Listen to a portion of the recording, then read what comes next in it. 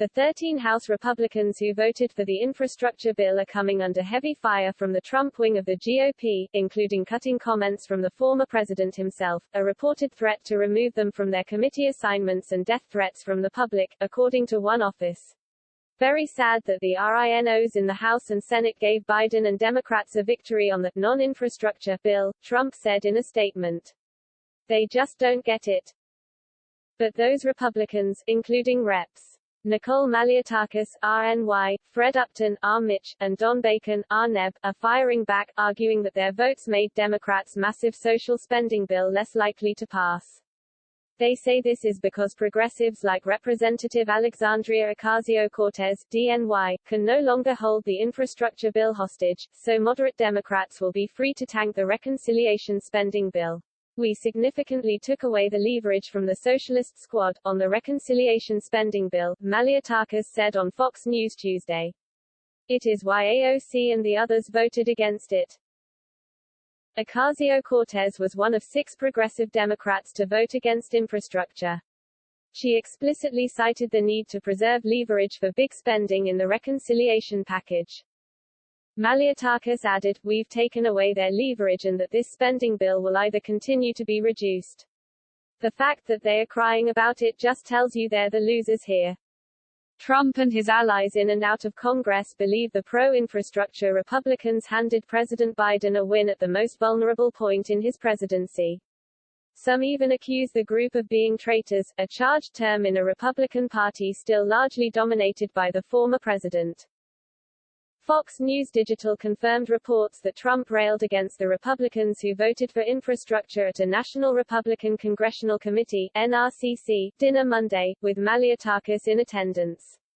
And Punchbowl News reported this week that there is even a behind-the-scenes effort to strip the 13 pro-infrastructure Republicans of their committee assignments.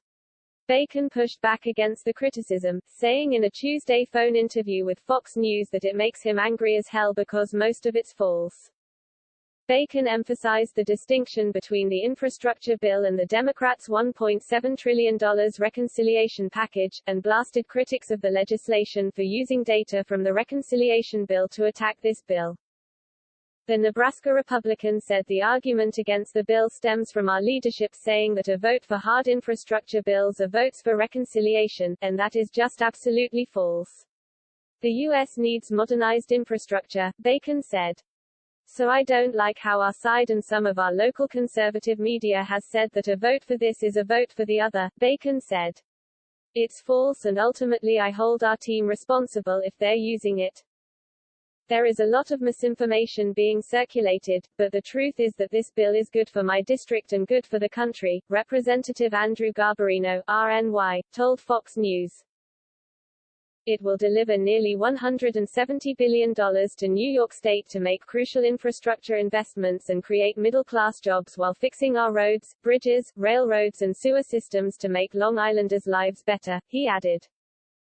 Why passing this bill, we have weakened the position of progressives in negotiating their wasteful spending bill because they can no longer hold physical infrastructure hostage to get their way. Some criticism has also fallen on House Minority Leader Kevin McCarthy, R. Caliph, for allegedly not being able to sufficiently control his conference. Former Trump campaign lawyer Jenna Ellis said, McCarthy handed Biden his infrastructure bill on a silver platter. But the GOP leader whipped against the infrastructure bill for weeks and faced an uphill battle to reduce any yes votes when initial estimates of Republicans who supported the bill were as high as 50 or more. Billy Fuhr, a spokesman for Upton, one of the yeses, said if there was a straight infrastructure vote in August before progressives tied it to infrastructure, there may have been 80 Republicans supporting the bill. The flashy number 13 is not telling the whole story, a House Republican aide told Fox News. When you have that small of a threshold, and progressives changing their mind basically on the floor, and all of these Republican yeses who have been that way very publicly for a long time. At the same time 19 Republicans, or 38% of Republicans in the Senate, including McConnell, voted for it. And we had 6% of our conference vote for it. At the end of the day, House Republicans voted for it at a much smaller margin than the Senate did. Regarding the potential of the 13 yes votes losing their committee assignments, Fuhr said, I don't think that's gonna happen. Among the 19 Senate GOP yeses, Fuhr argued, was Lindsey Graham, who is virtually President Trump's one of his closest friends in the Senate. Regrettably, we're getting death threats from the office, Fuhr added. Par for the course since January, ever since Mr. Upton voted to impeach the former president. Fuhr also pointed out that Maryland Governor Larry Hogan, a Republican, was one of the driving forces behind the infrastructure talks when they began earlier this year.